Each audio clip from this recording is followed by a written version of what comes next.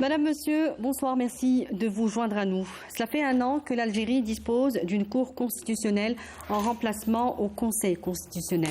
Une institution indépendante chargée d'assurer le respect de la Constitution.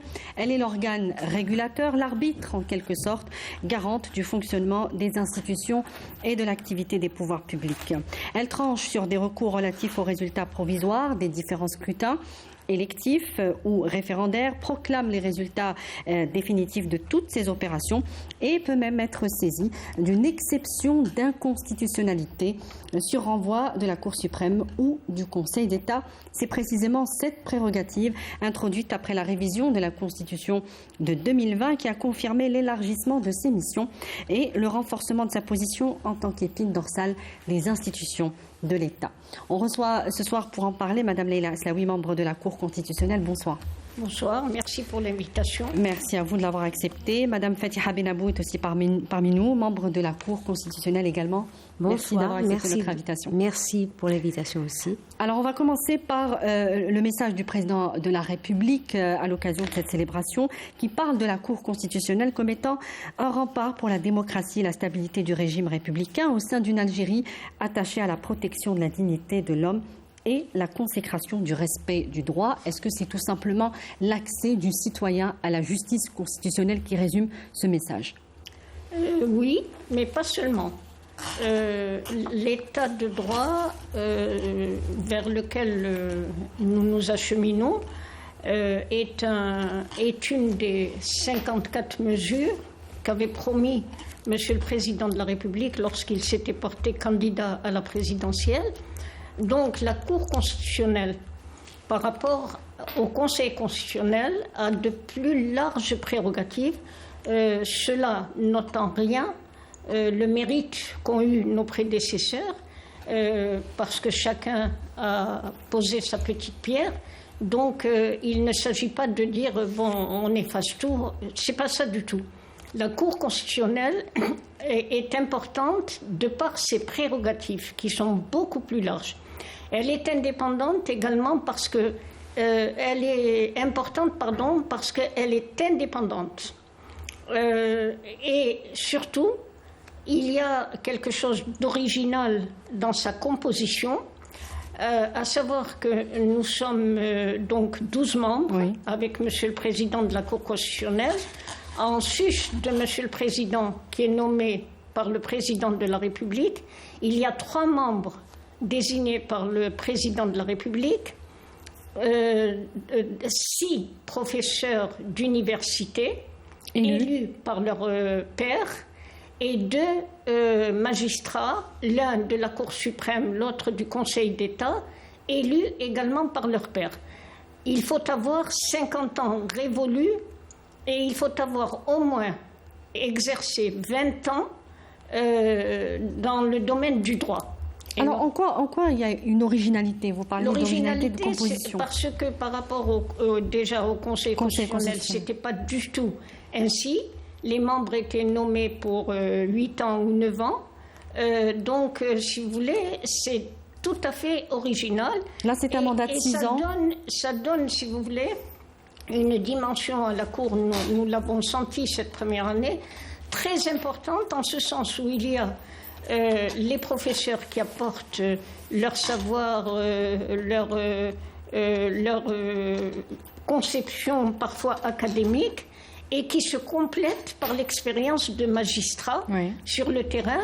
Et ça, c'est très enrichissant pour les uns comme pour les autres, lors de débats, lors de délibérés. Et le deuxième aspect de la Cour suprême et de l'état de droit sur lequel a insisté Monsieur le Président lors dans son message lors de ce séminaire international, c'est que, si vous voulez, il y a désormais une volonté de faire accéder le citoyen, oui, à la Cour, la justice constitutionnelle. Comment le faire accéder?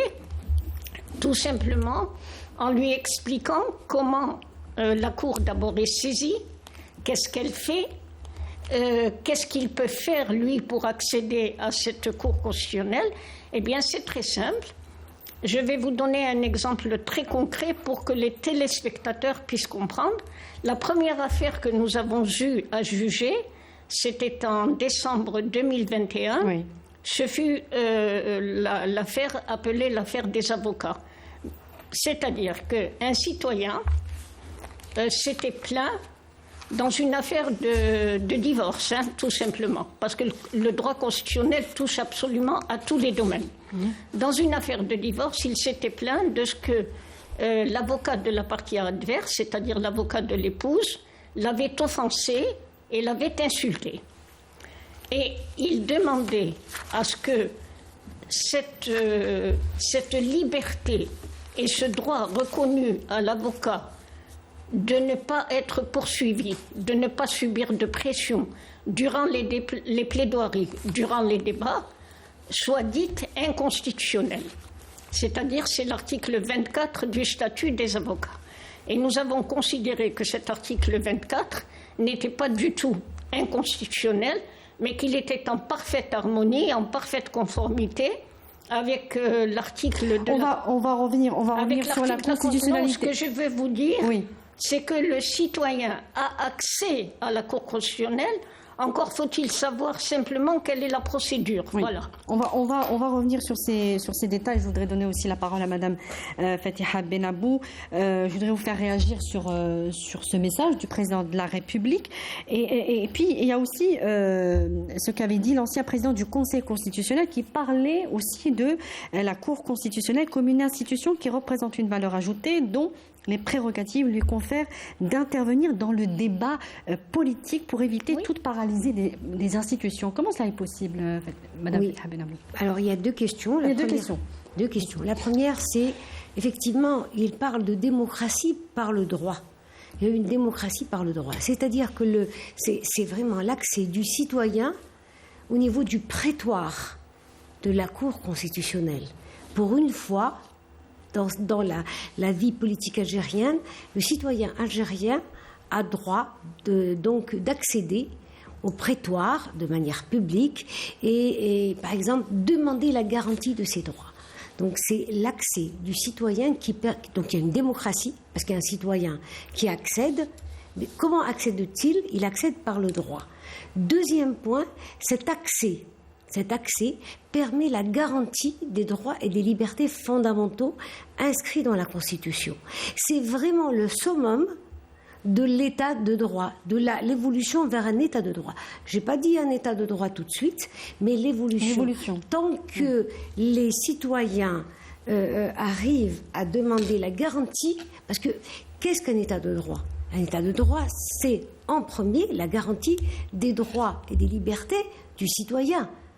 Et si nous avons une procédure qui permet de concrétiser cet aspect, parce que la Constitution, c'est quoi ? C'est un texte, ça peut être un slogan creux. Qu'est-ce qui permet à cette Constitution d'être concrétisée ? C'est lorsqu'il y a un procès qu'apparaît parfois l'inconstitutionnalité d'une loi, et que cette loi touche à un droit d'un citoyen, n'importe quel citoyen, à l'occasion de n'importe quel conflit. Si les avocats et les citoyens sont assez audacieux pour aller vers la Cour constitutionnelle, ils peuvent donc petit à petit... Pourquoi vous parlez d'audace Parce que les gens ne connaissent pas très bien leurs droits et ils ne connaissent pas très bien cette procédure. C'est une procédure qui est quand même nouvelle, même en Europe. En France, elle a été introduite dans la révision de 2008. Il faut être réaliste. Elle est très récente, même en France. Ils ont refusé. Je ne vais pas vous donner les raisons pour lesquelles a été refusée cette procédure. Et donc, c'est une procédure qui est très récente, mais qui permet... Très récente en France.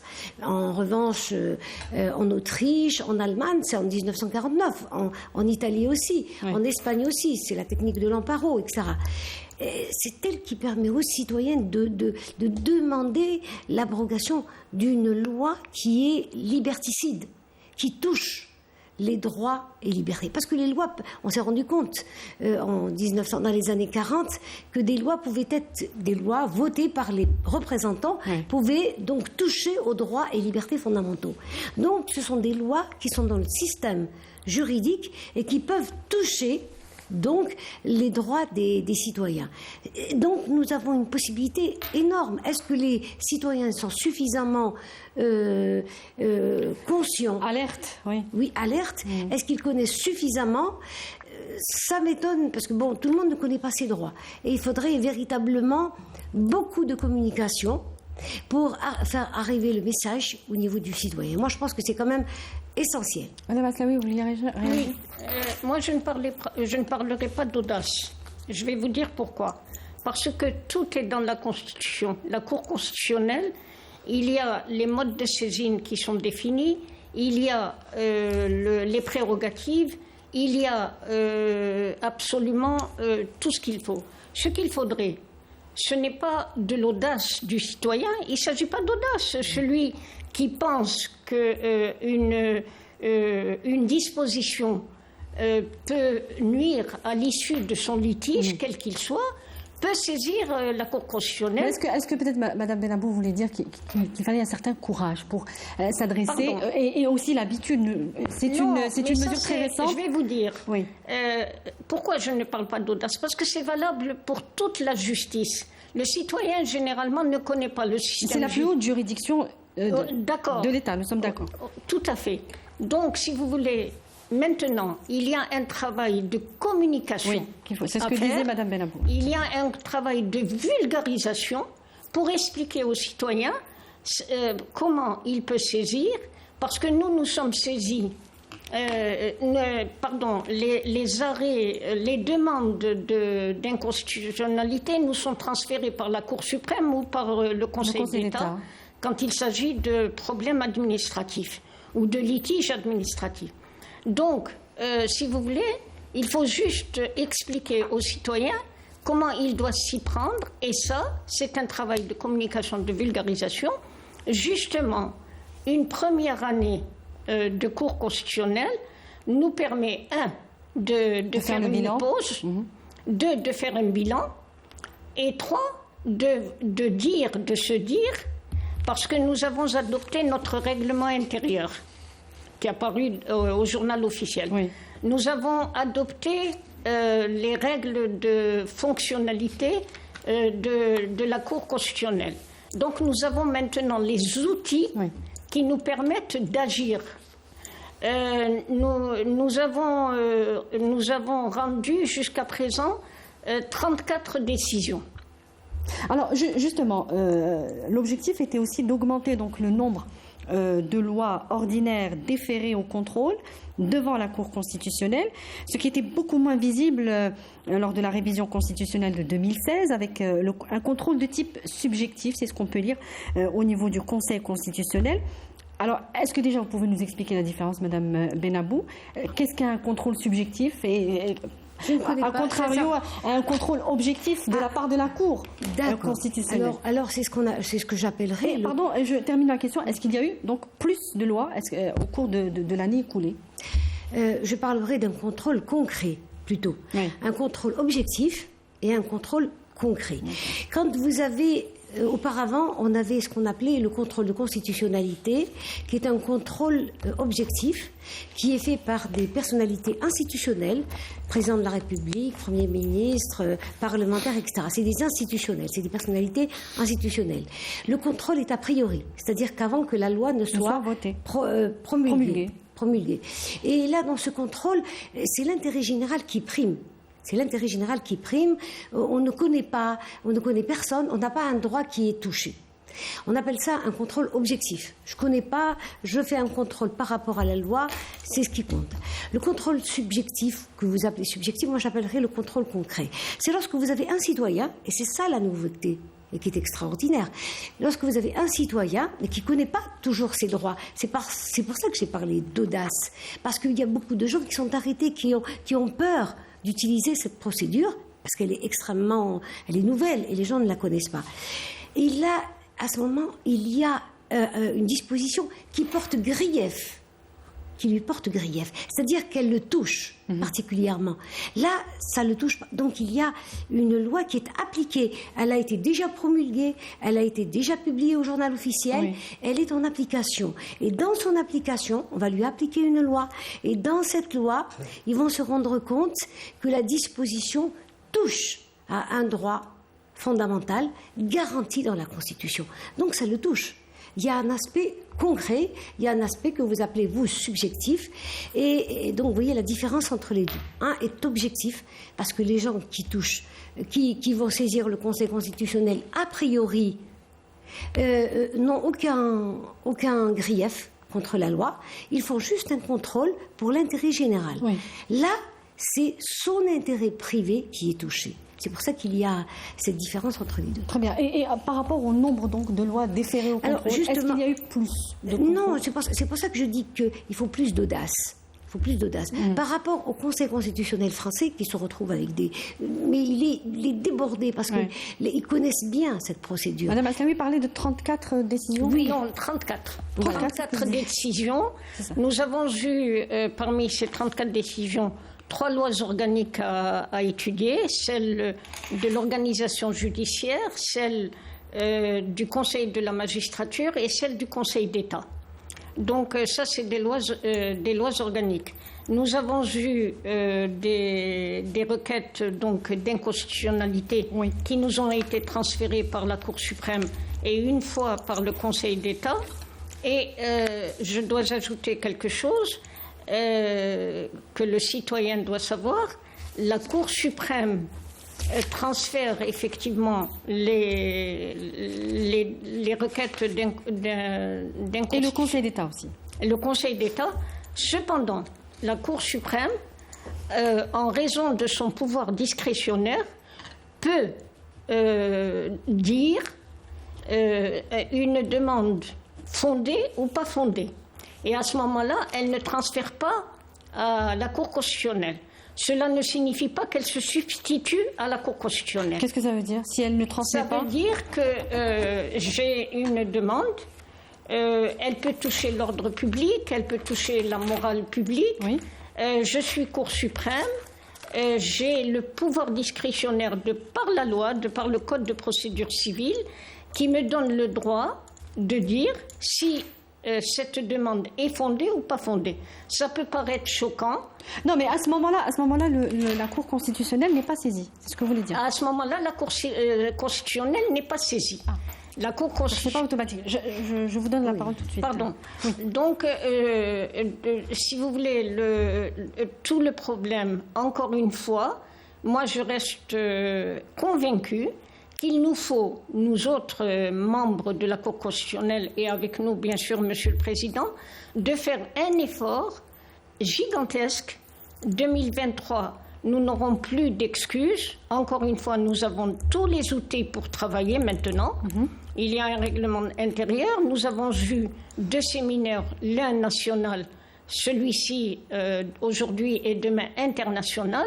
Nous avons des outils maintenant pour faire de la communication, être plus offensif, expliquer, vulgariser, ça ne veut pas dire médiatiser tout le temps, attention. Hein. Expliquer, vulgariser, c'est... Vulgariser et expliquer. En direction du citoyen. Parce que je vais vous dire, moi personnellement, à titre personnel, souvent je reçois un courrier qui n'a rien à voir avec mes prérogatives de membre de... Alors, pardonnez-moi, mais ce que on saisit un peu mal à travers ce que vous dites, c'est que ça devrait passer par des avocats en premier lieu, qui sont... Ah oui, mais il y a des avocats. Qui sont des initiés, si je veux dire.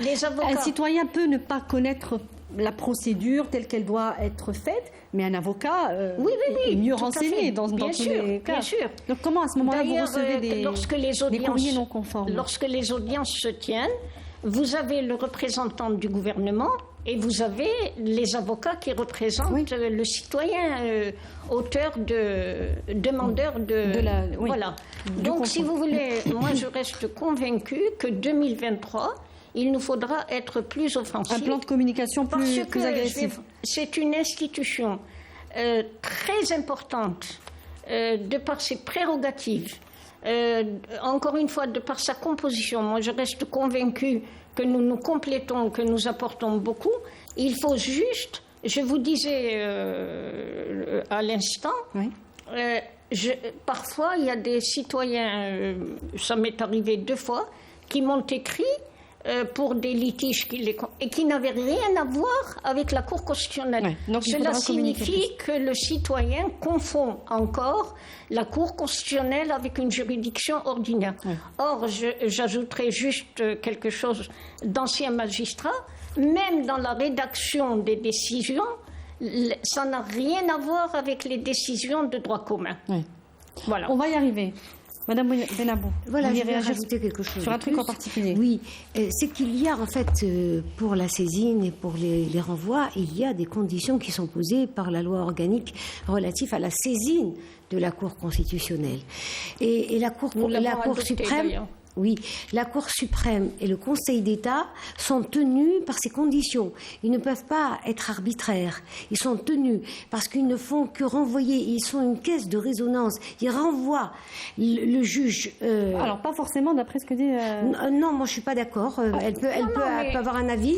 Je peux continuer, Madame. Je parle de la Cour suprême. Je vous en prie. Je peux continuer. Je vous ai laissé parler. Je vous en prie. Allez. Alors, voilà, il y a des conditions qui sont posées. La Cour suprême et le Conseil d'État ne peuvent pas se permettre d'être arbitraire, parce que sinon il fait un contrôle de constitutionnalité à notre place. Or, c'est pas le cas. Donc, quand la Cour suprême doit renvoyer le texte, elle a 3 conditions qui sont dans le texte. C'est pas moi qui les ai. Alors, 1, que le texte porte grief, c'est-à-dire qu'il touche personnellement le citoyen. 2, que la loi n'ait pas été contrôlée a priori, n'ait pas été contrôlée avant. Si elle a fait l'objet d'un contrôle de constitutionnalité, on ne peut plus revenir sur ça. C'est ce qu'on appelle les constituants balayés. Ça a été balayé. C'est constitutionnel. Et le 3e, qui est le critère qui fait rejeter beaucoup de QPC, c'est le sérieux. Pourquoi le sérieux ? Parce qu'en réalité, sinon on va se retrouver engorgé par des questions farfelues. Oui.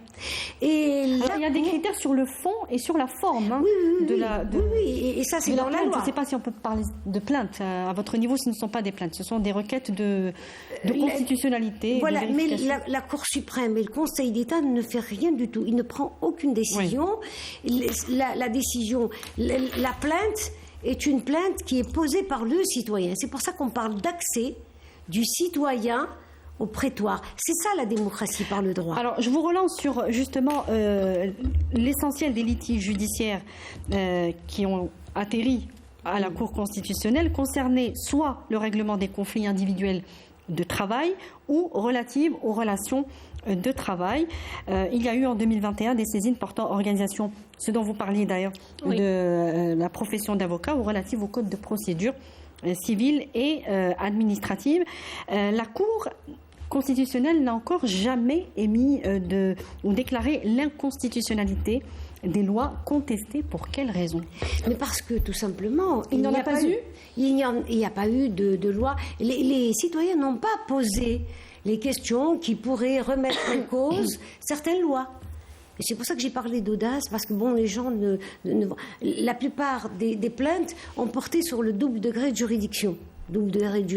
C'est vous expliquer. Alors, il y a une disposition dans la Constitution qui dit que, en réalité, c'est à la loi d'instituer le double degré de juridiction. Et à un moment donné, le Conseil constitutionnel a déclaré cette disposition, la disposition donc de la loi sur le règlement des conflits, l'a déclarée inconstitutionnelle parce qu'elle permettait de régler le conflit au premier degré. Par exemple, les conflits des prud'hommes, le conflit social des travailleurs, étaient réglés au niveau du tribunal. Et le Conseil constitutionnel d'avant a pris une décision et il a déclaré que la loi sur le règlement des conflits, en décidant que le tribunal réglait en premier et dernier ressort, était inconstitutionnel. Donc nous avons... La Cour a rectifié. Quand la Cour est venue, elle a rectifié. Elle a dit non. ce n'est pas inconstitutionnel. Il y a eu une interprétation qui n'est peut-être pas la nôtre. Le Conseil constitutionnel a pris une interprétation. Nous tous, membres de la Cour constitutionnelle, avons décidé que la loi était constitutionnelle. Pourquoi ? Parce que l'alinéa est très clair. Il dit, il revient à la loi de déterminer la compétence, l'organisation judiciaire. Alors, comment expliquer ? Allez-y. Je voudrais revenir un petit peu en arrière sur cette question de Cour suprême parce que ça risque d'embrouiller le téléspectateur ou le citoyen d'une manière générale. Bon. Que l'on soit d'accord ou pas d'accord, ça c'est un droit et une liberté constitutionnelle, si je puis dire. Cependant, on ne peut pas nier, et Mme Benabou est membre de la Cour constitutionnelle, elle le sait, nous ne pouvons pas nier que nous avons reçu des décisions de la Cour suprême qui avaient jugé inopportun de nous transférer des requêtes d'inconstitutionnalité au nom, encore une fois, ça les magistrats savent ce que cela signifie, au nom du pouvoir discrétionnaire qui consiste à dire c'est sérieux, c'est pas sérieux. Je dis au réel je dis. C'est comme ça que... Donc, si vous voulez, la loi organique sur les conditions de saisine de la Cour constitutionnelle a été adoptée. Elle va paraître probablement bientôt dans le journal officiel, si ce n'est pas déjà fait. L'article 37 stipule que la Cour suprême, même quand elle rejette, elle transfère à la Cour constitutionnelle. Donc c'est rectifié. Pardon ? Donc c'est rectifié à ce moment-là. Qu'est-ce qui est rectifié ? Donc la Cour suprême, même quand elle rejette, c'est quand même transféré. Non, mais c'est transféré, on n'en fait rien du tout, nous. Elle dit simplement qu'elle a pris telle décision. Ce que je voulais vous dire, c'est que l'on soit d'accord ou l'on ne soit pas d'accord, la Cour suprême a ce droit. Donc, si vous voulez, il y a encore une fois, une volonté de faire accéder le citoyen à la Cour constitutionnelle et de lui expliquer ce qu'il doit faire et ce qu'il ne doit pas faire. C'est pour ça que je dis, notre bilan en une année, je ne dirais pas qu'il est, si vous voulez, excellent. Je dirais simplement qu'en un laps de temps assez court, nous avons quand même, comment dirais-je, assimilé cette notion d'inconstitutionnalité. Nous avons rendu... Comment, puisque nous étions en train de dire justement que toutes les décisions qui ont été rendues par la Cour constitutionnelle n'ont pas déclaré, je termine, attendez, juste ma question, n'ont pas déclaré d'inconstitutionnalité de la loi. Il faut que nous nous mettions d'accord sur un principe. Oui. La Cour constitutionnelle n'est pas un organe qui est là pour dire telle loi est inconstitutionnelle, telle disposition est inconstitutionnelle. La Cour constitutionnelle se doit de contrôler si une loi est conforme à la Constitution. Oui. C'est ça son rôle. Oui. Mais vous semblez choqué parce qu'il n'y a pas eu d'inconstitution. Pas choqué, on se pose la question parce que c'est une disposition nouvelle. Non, vous n'avez pas à vous poser cette question. Si Madame Benabou vous l'a dit, si une disposition n'est pas en violation avec la Constitution, et je vous assure que nous prenons un temps précieux pour étudier chaque disposition, pour voir si rien n'a été oublié, pour voir si vraiment on n'a pas laissé de côté une disposition, etc. Mais la Cour constitutionnelle n'est pas là pour dire ça c'est inconstitutionnel. Elle est là pour dire c'est conforme à la Constitution ou pas. Mais cette disposition, je reviens à cette disposition nouvelle, après donc renvoi de la Cour suprême et du Conseil d'État sur la saisie de la Cour constitutionnelle sur l'exception d'inconstitutionnalité, et qui n'a pas été, qu'on ne voit pas dans ce bilan dont vous parlez de la Cour constitutionnelle. C'est pour ça que je vous pose la question. C'est une nouvelle disposition dont se sont saisis des citoyens, comme le disait Mme Benabou. Il ne s'agit pas de nouvelles dispositions. Il s'agit, encore une fois, d'affaires. Ça s'est passé comme ça. Il s'agit de 34 affaires que nous avons eu à examiner, qui ont toutes soulevé des problèmes d'inconstitutionnalité d'une disposition ou d'une autre, et nous avons estimé collégialement, parce que les décisions se prennent collégialement, nous avons estimé qu'elle n'était pas inconstitutionnelle. Peut-être qu'en 2023, vous aurez une décision qui sera déclarée. Oui, bien sûr, ce n'est pas obligé qu'il y ait de l'inconstitutionnalité. Non, sur quoi je souhaiterais que nous nous mettions d'accord pour ne pas embrouiller encore une fois le citoyen, c'est que la Cour constitutionnelle n'a pas été créée par M. le Président de la République, parce que c'est sa création et son émanation, pour dire tout est inconstitutionnel. C'est pas ça. Une constitution, ça doit durer sur des générations et des générations. C'est pas pour aujourd'hui. C'est pour ça que je dis notre bilan n'est pas si mauvais que ça. Nous avons vraiment travaillé. Je vous dis, nous avons adopté notre règlement intérieur. Il y a encore des institutions qui ne l'ont pas fait depuis des années et des années. Nous avons quand même rendu 34 décisions. C'est peut-être pas beaucoup en une année, mais c'est quand même quelque chose. Je vous signale que sur le plan diplomatique, cette Cour constitutionnelle, en Indonésie, à la conférence mondiale des cours constitutionnelles à Bali. Je vais y arriver. La Cour constitutionnelle a été plébiscitée. On va y représenter l'Afrique. Ce qui est certain, Madame Benabou. Je voulais simplement allez-y. Répondre à la question d'inconstitutionnalité ou pas. Oui. Il y a eu une décision d'inconstitutionnalité qui n'a pas été rendue par nous, mais qui a été rendue par le précédent Conseil constitutionnel juste à la fin. Mais nous, c'est le bilan de la Cour constitutionnelle qui nous intéresse. Donc il y a eu une décision d'inconstitutionnalité, celle du 10 février. Du Conseil constitutionnel. Alors, ce qu'on sait aujourd'hui, c'est que ce qui est acquis, en tout cas, c'est que le citoyen peut aller vers la Cour constitutionnelle, c'est la plus haute juridiction de l'État. Qu'est-ce qui se passe à ce moment-là lorsque la Cour constitutionnelle rend son verdict? Ça aussi, il faut l'expliquer aux citoyens. Les décisions s'imposent à toutes les institutions. Oui. Bon, effectivement, ce sont des décisions qui s'imposent. Attention, la Cour constitutionnelle n'a pas de hiérarchie sur les autres institutions. Nous ne sommes pas supérieurs à la Cour suprême ni au Conseil d'État. Nous sommes à part.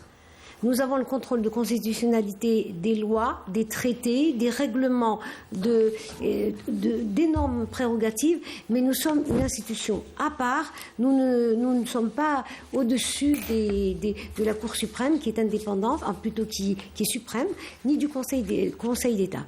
Alors, ce que je voulais dire, c'est qu'effectivement, il n'y a plus de recours après. Quand vous avez terminé ce qu'on appelle tous les recours internes. Bien sûr, vous avez toujours une possibilité d'avoir des recours à l'international, parce que vous avez les traités, etc. Mais à l'interne, vous ne pouvez plus revenir sur une décision qui a été prise, sauf s'il y a un élément nouveau qui apparaît dans une loi. Par exemple, quand elle a été révisée, il y a un élément... Parce que dans l'application, dans l'interprétation d'une loi, l'évolution a son rôle, l'évolution de la situation. Par exemple, une loi, quand elle est interprétée il y a 10 ou 20 ans, elle n'a pas la même compréhension que lorsqu'elle est interprétée 30 ou 40 ans après. Par exemple, je vais vous donner un exemple. Si j'avais dit à Aïma Allah yarhamha, je téléphone à Dayadar Ma'ak, etc., ils n'auraient peut-être pas compris ce que signifiaient tous ces trucs. Donc il y a toujours des éléments nouveaux qui se mettent en avant. Donc même dans l'interprétation de la loi, le juge se doit donc de suivre l'évolution. Alors, je reste sur votre logique, et ce qui a été constaté dans certains pays, c'est l'inefficacité des proclamations constitutionnelles en l'absence justement des conditions politiques, socio-économiques et même culturelles à leur mise en œuvre dans la réalité des citoyens. Ça rejoint un peu ce que vous êtes en train de dire. Tout à fait. Comment éviter cela chez nous? C'est pour ça que j'ai parlé de démocratie par le droit, et j'ai dit que la Cour constitutionnelle pouvait graduellement constituer cette évolution qui permettrait d'ancrer l'état de droit. J'ai bien dit d'ancrer. Pourquoi? Parce que justement, la Constitution, c'est un texte. Et un texte, c'est donc un papier, vous pouvez déchirer et puis c'est bon. Napoléon disait « Je fais ma constitution le matin, je la détruis le soir ». C'est un texte. Pour que ce texte puisse avoir... de la résonance. Oui, et de la concrétisation, il faut des procédures. Et la procédure qu'on a trouvée dans l'état de droit, c'est pas moi qui l'ai mis en œuvre, c'est Hans Kelsen en 1920 dans son ouvrage sur la théorie pure du droit, et il a mis en œuvre la première cour constitutionnelle en Autriche, dont il a été le président.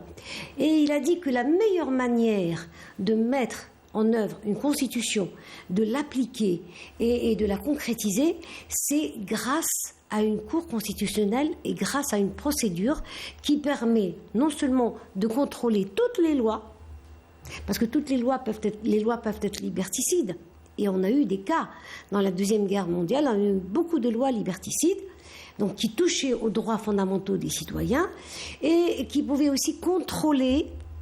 La dernière nouveauté, c'est l'exception d'inconstitutionnalité qui permet de contrôler, qui permet à un citoyen d'accéder au prétoire et de faire contrôler une loi qui touche à un de ses droits. Ouais. Cette évolution qu'on a actuellement, qui est parvenue en Autriche en 1920, était déjà présente aux États-Unis. La première affaire en 1803 qu'on cite chaque fois à nos étudiants, c'est l'affaire Marbury v. Madison, qui a permis à la Cour suprême américaine de contrôler qu'une loi touchait. Elle permettait donc le contrôle pour la première fois. Donc l'exception d'inconstitutionnalité est née aux États-Unis en 1903. L'Europe a commencé à l'utiliser à partir de Hans Kelsen.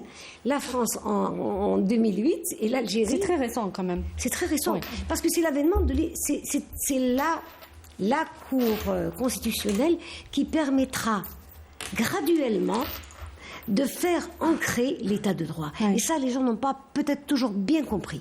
Ça permet à une constitution... Je m'excuse, j'insiste. Ça permet à une constitution d'être vivante.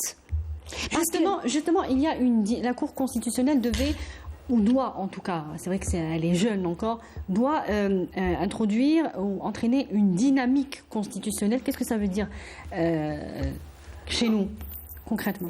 Je reviens un petit peu en arrière sur votre point de vue sur l'inconstitutionnalité. Bon. Je voudrais juste dire, on va aller au fond des choses, hein.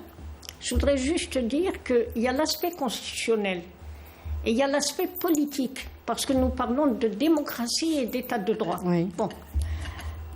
Il ne s'agit pas, encore une fois, je vais aller au fond des choses, il ne s'agit pas de dire c'est inconstitutionnel comme quelqu'un qui ferait, si je puis dire, de l'opposition pour l'opposition, c'est-à-dire quelque chose de négatif, parce que l'opposition c'est bien, mais quand c'est positif et constructif. Donc, si vous voulez, encore une fois, nous n'avons pas eu d'affaires où nous aurions dû dire c'est inconstitutionnel. Nous avons eu des... Mais ça c'est parfaitement clair. Non, je voulais aller au fond des choses. Il ne s'agit pas de faire un quota non plus d'inconstitutionnalité pendant l'année. Non, nous ne faisons pas de quota. Voilà, nous ne travaillons pas de quota. Nous ne savions même pas. N'était le séminaire, nous avons fait un petit recueil de jurisprudence pour le colloque international, pour le donner à nos invités notamment, oui. Et inviter le compatriotes étrangers. Nous ne savions même pas combien de décisions nous avions rendues. Donc, pour vous dire que vraiment, oui. nous ne travaillons pas au quota, nous ne travaillons pas pour rendre des décisions, nous prenons beaucoup de soins pour nos décisions. Donc, si vous voulez, c'est vrai, les perspectives de la Cour constitutionnelle sont nombreuses et il y a lieu de faire d'abord de la formation au sein même de la Cour suprême. Je ne parle pas des membres, mais aucun Cour suprême, Cour constitutionnelle, pour avoir par exemple de meilleurs collaborateurs au niveau de l'administration, au niveau des directeurs de recherche, pour encore une fois, vulgariser et faire connaître cette juridiction, entre guillemets, enfin cette Cour constitutionnelle, et arriver effectivement à ce que le citoyen puisse véritablement croire en l'état de droit et en la démocratie. Oui. Évidemment. Une proximité avec la Cour constitutionnelle redonnera confiance. Ce que vous dites redonnera confiance aux citoyens.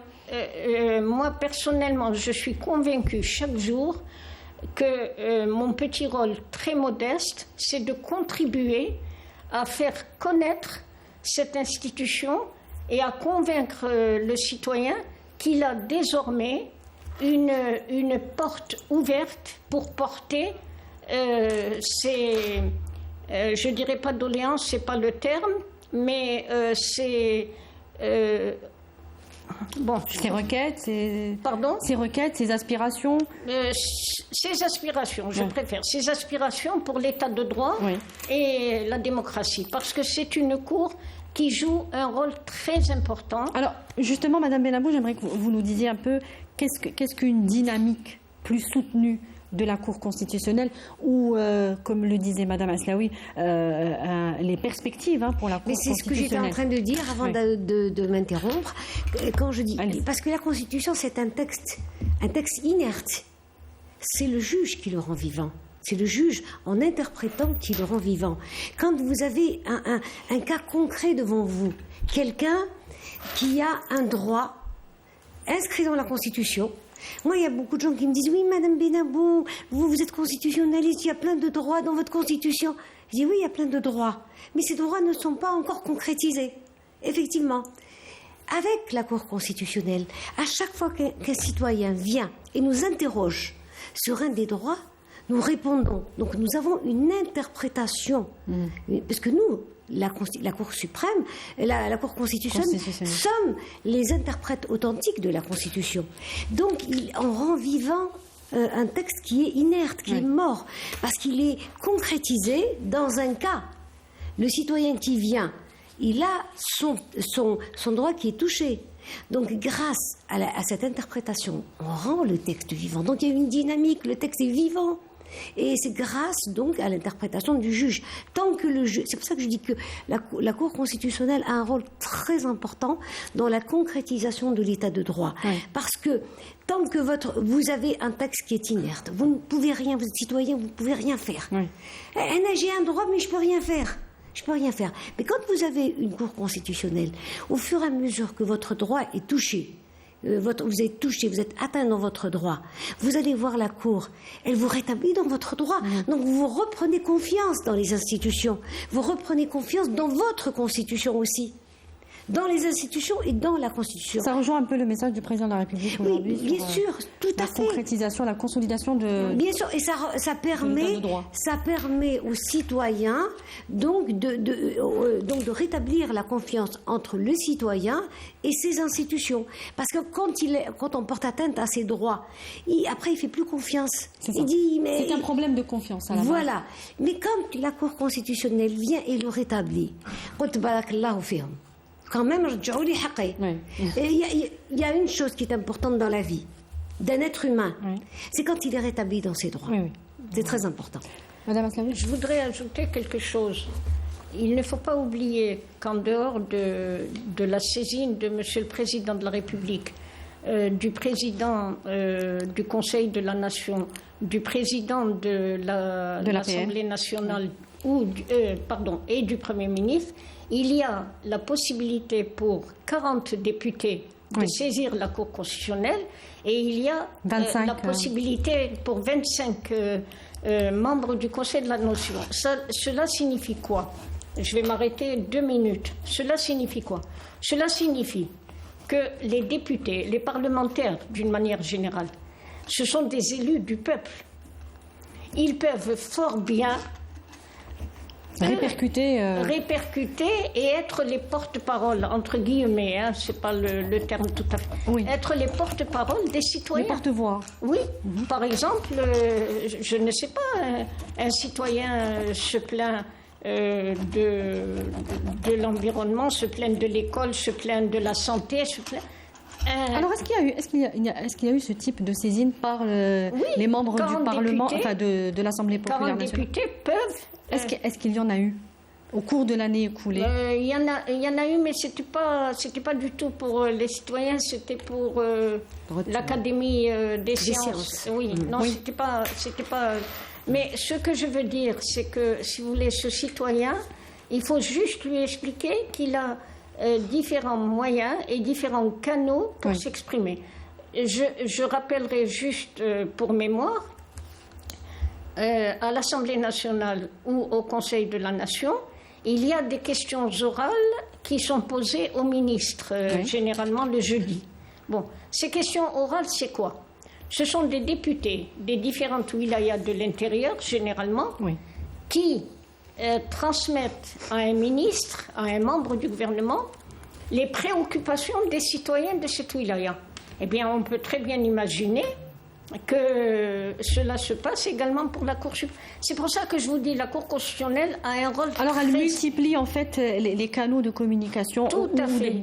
Et en plus, de proximité plutôt avec les citoyens. Et en plus, avec l'organisation de séminaires nationaux, mais surtout internationaux. C'est justement l'objet de ma dernière question. Je voudrais vous faire réagir toutes les deux sur le plébiscite dont on a parlé à Bali, en Indonésie, de la Cour constitutionnelle pour représenter l'Afrique. Madame Benabou, représenter l'Afrique au niveau du bureau de l'Assemblée générale de la Conférence mondiale sur la justice constitutionnelle. Bon, de toute façon, je vous pose la question à vous deux, mesdames, pour terminer.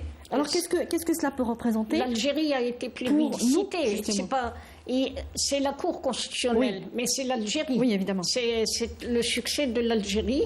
C'est un succès diplomatique, c'est un succès politique et c'est un succès constitutionnel puisque c'est la Cour constitutionnelle. Plébiscité, ça veut dire que tout le monde était donc d'accord pour que l'Algérie préside et la présidence pour l'Afrique à cette conférence. Bon, il y a cela.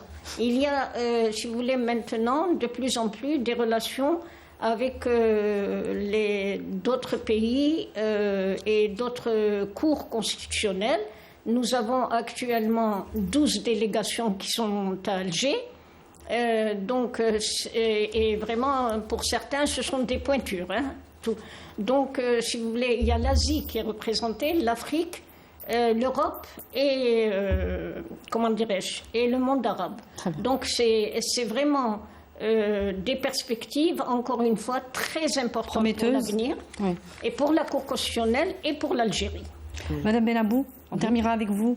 Sur cette question précisément. Je ne suis pas à l'aise parce que c'est un succès diplomatique de l'Algérie. Donc ça ne concerne pas le droit, ça concerne donc les succès diplomatiques. Parce que il y a des procédures internationales qui font que l'Algérie sera présidente de telle ou telle chose. Donc, ça ne concerne pas directement le droit. Mais tout de même, après seulement un an d'existence, la Cour constitutionnelle est plébiscitée comme ça. Ça concerne beaucoup plus les succès diplomatiques de l'Algérie, qui a été quand même elle a été, surtout ces 2 dernières années, elle a été très... Elle a vraiment beaucoup travaillé. Beaucoup plus visible. Oui, très visible. Et c'est beaucoup plus un succès diplomatique qu'un succès juridique. Mais ça permet, ça donne plus de visibilité en tout cas à la Cour constitutionnelle algérienne. Par la même occasion. On terminera rapidement. Rapidement. Oui. Je ne suis pas d'accord sur ce point parce que lorsque la délégation algérienne conduite par Monsieur le Président de la Cour suprême et 2 collègues membres et s'est rendu en Indonésie à Bali, c'était la rencontre de toutes les cours constitutionnelles. Donc on a parlé droit, donc on a parlé procédure, et il y a eu l'aspect diplomatique. Parce que l'Algérie a... Donc c'est un double plébiscite. Bien sûr, Cour constitutionnelle. En tout cas, moi je vous dis, encore une fois, merci pour l'invitation, et je reste pleine d'espoir pour la Cour constitutionnelle. Merci beaucoup. Merci Madame Leïla Aslaoui. Je rappelle que vous êtes membre de la Cour constitutionnelle. Merci à vous. Madame Fatiha Benabou, vous aussi, vous êtes membre de la Cour constitutionnelle. Merci pour les éclairages que vous nous avez apportés ce soir. Merci à vous de nous avoir suivis dans ce rendez-vous spécial, vous l'aurez compris, de Vision. On se retrouve très bientôt. Très bonne suite des programmes. Au revoir.